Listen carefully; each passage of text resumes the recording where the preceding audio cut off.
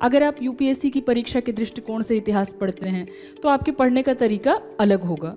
अगर आप तुलनात्मक रूप से देखें, जब स्टेट के एग्जाम्स के लिए आप पढ़ें या वनडे एग्जाम के लिए पढ़ें, टॉपिक आपका सिमिलर होगा।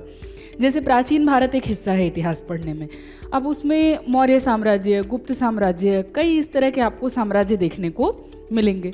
वही साम्राज्य आप वनडे एग्जाम के लिए पढ़ रहे हैं तो भी पढ़ेंगे, स्टेट के लिए पढ़ रहे हैं तो भी पढ़ेंगे, यूपीएससी के लिए पढ़ रहे हैं तो भी पढ़ना है आपको।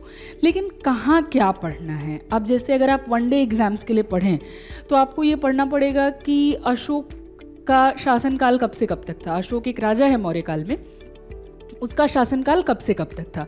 ये चीज़ यूपीएससी आपसे नहीं पूछेगा कभी, क्योंकि क्रोनोलॉजी में उसको खास इंटरेस्ट नहीं है। तो सबसे पहले समझना ये ज़रूरी है कि जो एग्ज़ाम आप प्रिपेयर कर रहे हैं उस परीक्षा का क्या सिलेबस है, उस परीक्षा में किस तरह के प्रश्नों को पूछा जाता है।